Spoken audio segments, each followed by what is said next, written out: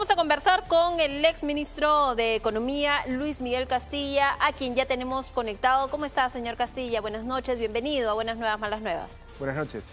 Buenas noches, Katia, Santiago. Un gusto estar con ustedes nuevamente. La consecuencia de la recesión económica amerita que el ministro Alex Contreras tenga que renunciar, como lo han pedido desde el Congreso. Mire, es fácil criticar al piloto en medio de la tormenta, ¿no? Y creo que esperemos que las aguas se aquieten, y yo no soy partícipe de pedir renuncias porque creo que, a ver, hemos pasado por un año excepcional, estamos pasando por un año excepcional, fenómeno del Niño, convulsión social, ahora crisis en el mundo nuevamente con el conflicto en Medio Oriente. Y ciertamente el MEF no ha sido reactivo, el MEF ha estado muy activo planteando una serie de propuestas, donde sí yo amablemente discrepo de la receta, es que ya se intentó, ya se inyectó recurso público, ya se hizo con Punche Perú.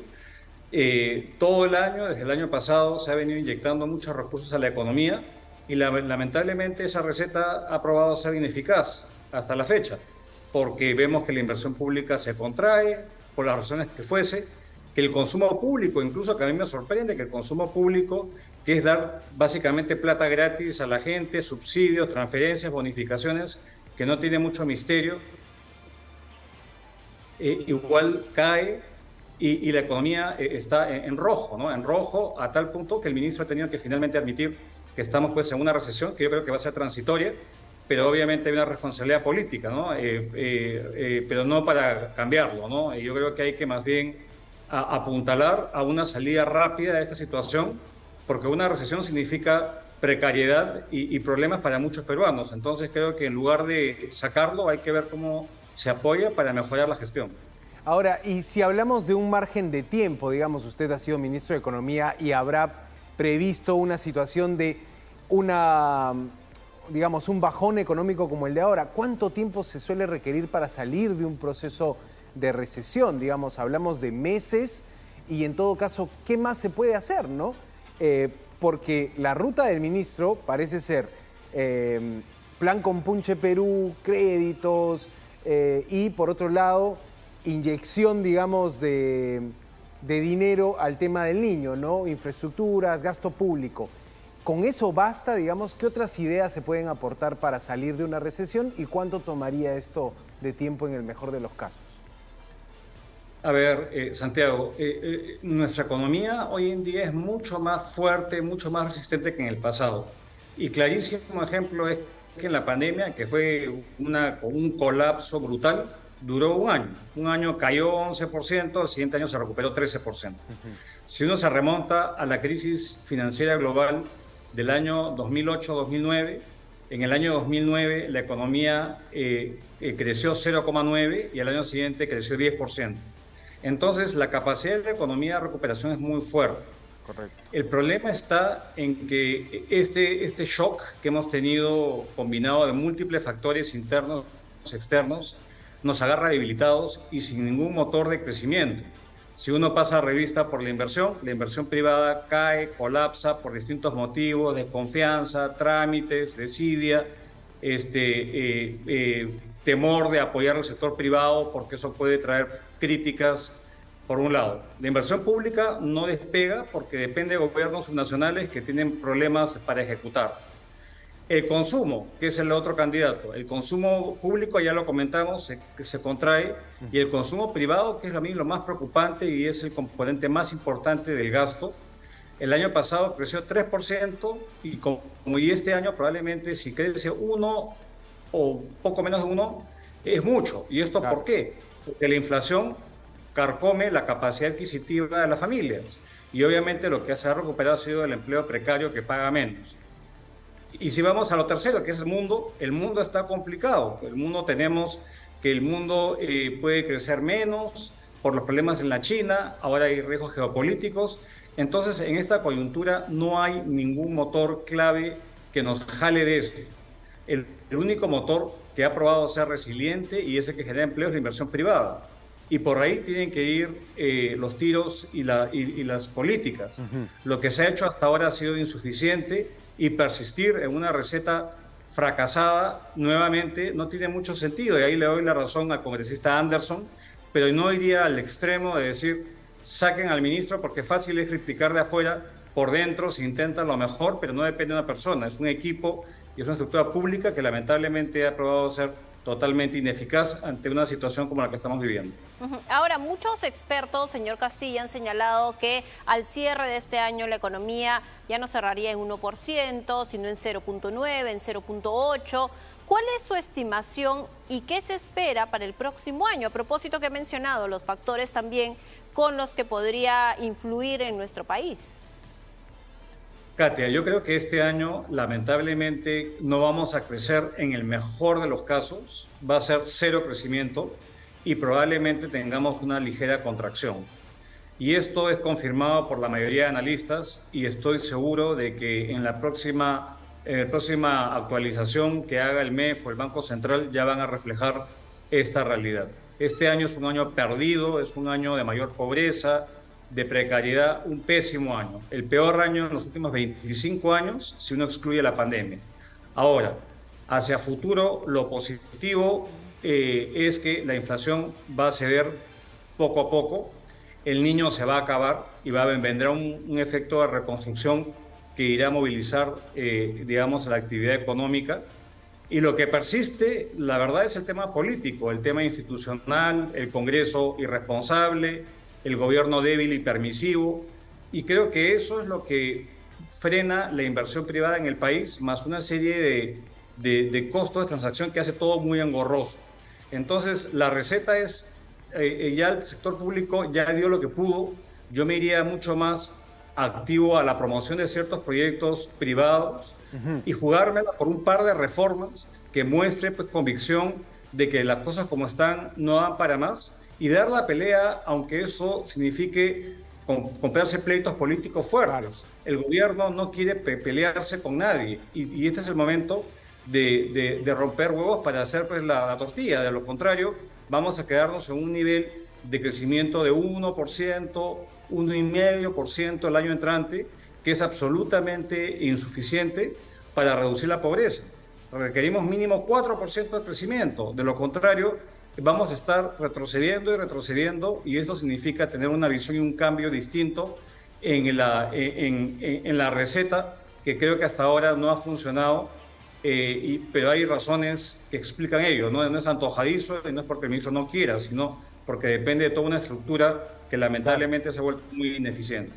Y la está explicando muy bien, porque estamos atacando varios puntos, digamos, que arman el rompecabezas de la economía peruana, pero hoy justo el ministro tenía que hacer esto que también hacen los ministros de Economía, ir a pedir un crédito adicional, ir a pedir el cheque por casi 5.000 millones de soles. Cuando el ministro hace esto en el Parlamento, parece que los congresistas empiezan con los pedidos. Ministro, mi presupuesto para mi pista y vereda, el hospital, el colegio tal, la calle tal. Y de momento, y esta es información de última hora, se ha suspendido el pleno que iba a reiniciarse en minutos. ¿Cómo se dan estos pedidos, digamos, estas sustentaciones? ¿Y cómo ve también la actitud de los congresistas que quieren meter ahí sus proyectos al presupuesto a última hora? A ver, yo creo que es un error táctico haber presentado, estando a casi un mes, un poco más de un mes de discutir la ley de presupuesto para el año entrante, digamos, a la boca del lobo, a que le aprueben un gasto adicional, porque esto es una especie de modificación de la ley de presupuesto. Cada año, en noviembre, se aprueba tanto tienes para gastar, y si te quieres aumentar ese techo de gasto, tienes que venir con una ley explicando cómo vas a financiar ese incremento de gasto. Pero a diferencia de la ley de presupuesto, hay ciertos candados que la Constitución brinda al Ejecutivo, que es la fecha. Si es que no se pone de acuerdo el Ejecutivo y el Congreso hasta el 30 de noviembre, se aprueba la ley de presupuesto como lo mandó el Ejecutivo. Entonces ahí están los incentivos para que los congresistas pues, no pidan de todo, porque saben que si se pasa el plazo, pues se quedaron pues sin soga ni cabra. En esta ocasión, un gobierno sin mayoría, débil y va a pedir, digamos, un crédito suplementario en algunos temas, y son diversos, o sea, hay de todo en ese crédito suplementario.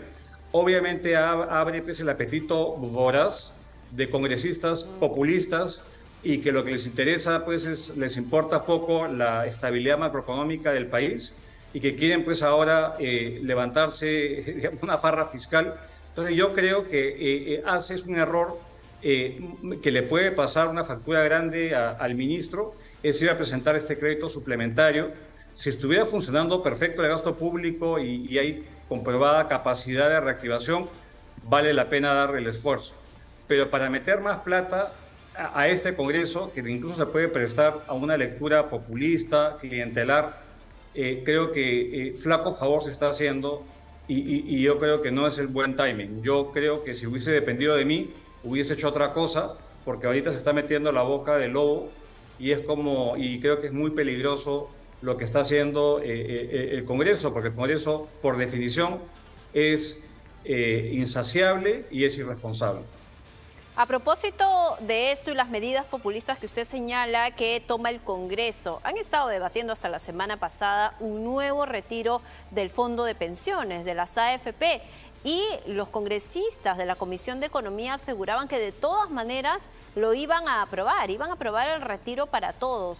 Esto podría afectar también en general la crisis económica, porque en pandemia, cuando se aprobaban los retiros, se decía que justamente porque había crisis económica, porque había gente que estaba desempleada, había perdido sus empleos, necesitaba ese fondo. Pero ahora, ¿cómo podríamos explicar esto?